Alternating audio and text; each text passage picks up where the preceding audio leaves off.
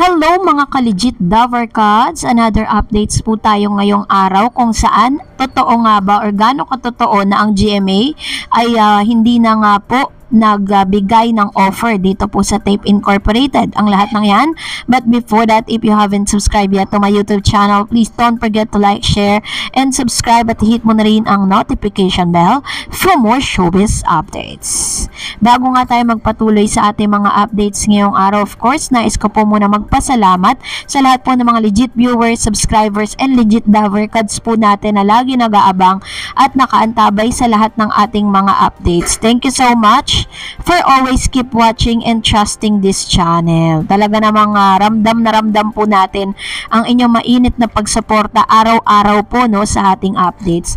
Syempre po ngayong araw ay talaga namang natuwa tayong lahat dahil nagbalik po at napanood na naman nating muli ang kagandahan ni Atasha Mulak dito po sa EAT no, kung saan talagang masasabi mo na araw-araw aabangan po natin, lalo na po yung special segment para sa kanyang pamilya dito po sa EAT, kung saan booking nga itong pong si Miss Atasha na whenever she was absent no dito po sa EAT, siya po ay nagkakaroon po ng acting training no. Ibig sabihin, pinupush na rin po nito pong si Miss Atasha yung kanyang acting career, kasi syempre kapag pumasok ka sa showbiz, hindi pa pwedeng magaling ka lang kumanta, hindi ka pa pwedeng gumagaling ka lang sumayaw, kailangan versatile ka, lahat alam mo.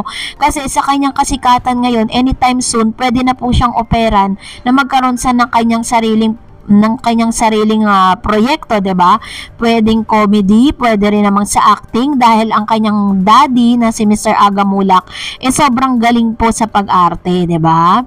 So yun po yung mga dapat nating abangan at nilulook forward po natin sa mga susunod po na career nitong si Miss Atasha Mulak. So ngayong araw nga, ito na no, medyo mainit-init po yung pag-uusap patungkol sa balitang ito, kasi matapos pong pumutok yung balita, natagilid nga daw di umano ang Tape Incorporated dito po sa usaping trademark, pero mas tagilid no ito pong tape dahil marami po ang nagtatanong, dahil may mga lumabas sa balita na naghahanap na nga raw di umano ng istasyon ito pong tape, hindi para lumipat, kundi ito po isang, kahit hindi nila aminin, preparasyon po yan para po sa kanilang pagtatapos ng kanilang programa. Pero ang tanong po ng marami, marami daw di umanong channel ang GMA7, Pinoy Hits, Halipop, iHeart Movies, GMA yung main channel nila, and yung GTV. Yung GTV kasi na ibigay na nila sa It's Showtime, 'di ba?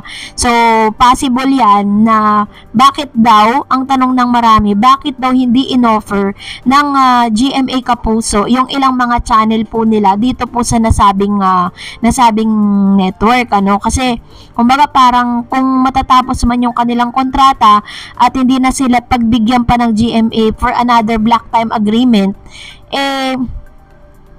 meron pa pong ibang mga programa o iba pang mga channel ang GMA, 'di ba? Katulad po ng sinabi noon nung umalis po ang TVJ sa GMA7, marami po ang nagtaka bakit daw hindi inopera ng GMA ang TVJ. Ang dami po nilang kinikater na channel. But hindi nila inoffer yung GTV kasi nga ang sabi po ni Mr. Joey De Leon, wala daw ni isa sa mga executives ang lumapit po sa kanila or nakipag-usap or nangamusta man lang kung ano po yung kanilang plano patungkol sa kanilang pag-alis. Yun kasi yung inaantay nila kasi nga may maganda naman silang naging samahan, and for the longest time ito po yung naging tahanan ng TVJ, kaso nga lang wala silang inoffer. So possible din na yan din ang mangyayari dito po sa Tape Bulaga, no? Tape Bulagta, na pagtapos ng kanilang block time agreement, nakikitang-kita naman natin ngayon kung sino talaga yung sinusuportahan ng GMA, no? Ang talagang 100% support po na ibinibigay po nila sa It's Showtime, yung kakolab nila na company, which is ang ABS-CBN. Pero parang wala silang balak na i-extend pa yung kontrata po ng tape dito po sa GMA7, kasi nakikita naman nila na mas progressive at mas may laban ng It's Showtime kesa po sa Tape Bulagta. Kaso nga lang, ang problema ng GMA, ang dami pong problemang kinaharap ng It's Showtime, 'di ba? Sa ano na lang, sa mga violation, sobrang dami. So, ngayon nga, parang humahabla sila at parang pinaparating nila sa presidente yung kanilang problema dun po sa violation, dun po sa suspension. Di ko lang alam kung ano na po yung naging development po nun, ano. Pero as of the moment is maaaring yung pag-alis or pagtatapos po ng kanilang black time agreement sa GMA ay isang preparasyon na rin, no, para po pag nakahanap na sila ng other network na pwede nilang i-cater yung kanilang programa, kung makukuha pa nila yung trademark. Kasi 'di ba, may nilabas na nga po ang isa sa mga pinagkakatiwalaang news, yung Abante News. Sinabi po dito na medyo tagilid daw di umano ang tape, no, sa pagkuha po ng trademark. So, ibig sabihin, uuwi na po yun. Yung pangalan ng Eat Bulaga o yung trademark na Eat Bulaga ay mapapabigay na dun po sa tamang tao, no? So, according po dito, as of the moment, nung lumabas po yung news na yun, wala pa pong inilalabas na statement si Miss Abraham Garduque with regards to that. Pero ang alam ko po, this coming October 29 ay maglalabas daw di umano ng restraining order, kasi yun po yung pinaglaban ni Attorney Buko doon po sa korte, na since ginagamit po nila yung title na Eat Bulaga, ang pinaglaban po nila doon is yung tinatawag na restraining order, kung saan hindi po muna nila pwedeng gamitin ang title na Eat Bulaga not unless tapos na po yung kaso, no? Yun po yung pinaglaban nila, pero parang mas napadali kasi nga parang kahit po humabol sila sa yung kampo ng tape sa korte, ay hindi na sila pinagbigyan dahil tapos na nga po, no, yung kanilang pagbibigay ng kanilang mga ebidensya, mga resibo na nagpapatunay kung sino ba talagang tunay na nagmamay-ari nito. Kaya naman sobrang nakaka-drain, nakaka-stress yung kanilang pinagdadaanan ngayon. No, ano kaya ang magiging susunod na hakbang nila? Abangan po natin yan. So ngayon naman, mag-react tayo sa ilan sa mga komento ninyo patungkol sa last update natin. Unahin natin si Kim Gonzalez. Sabi niya, yan kasi padalos-dalos ang kabilang show. Ngayon, nga na.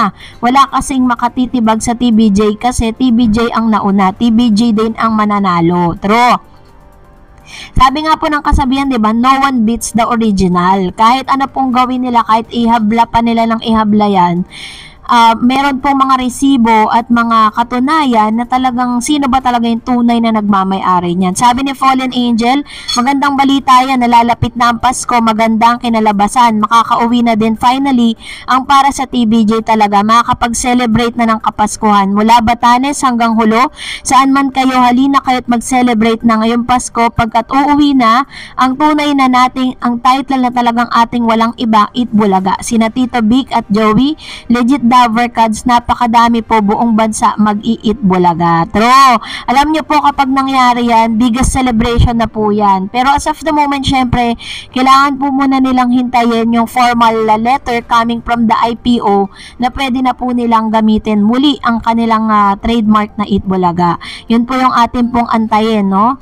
And of course, sabi ni Gaspar Palermos, ano po latest kay Lodi at Tasha Mulak? Ang saya-saya niya kasi panoorin. Napakasimple pero napakatalino at napakaganda. True. Ang dami nga po talagang nag-aabang dito sa ito pong si Miss Atasha, kasi talaga namang pag talagang may something sa kanya, parang magnetic na talagang lagi mo siyang aabangan.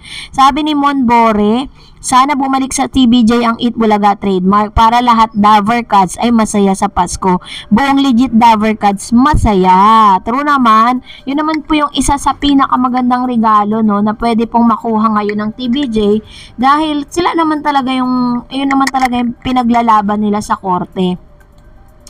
So, pero alam nyo, nakakapagtaka lang, bakit wala pong inilalabas na statement ang kampo po ng tape patungkol dyan, ano? Kasi kahiya-hiya nga naman dahil naglabas na sila ng 10 years contract, tapos yun naman pala, 'di ba? Sabi naman po ni ni Mr. Malyari, thank you God, and I believe that you will be there to TBJ, and finally, the justice will serve. The trademark of Eat Bulaga will be at TBJ. Thank you, Lord Jesus Christ. Amen. Ayan. So, yun po yung ilan sa mga kasi ang dami po kasi mga prayer warriors talaga ng TBJ, no? Kaya po talagang yung justice, parang alam niyo, hindi natin ina-expect na magiging ganyan yung outcome niyan kasi parang sabi ng ilang abogado, tatagal pa raw yung case pero parang napabilis siya, no?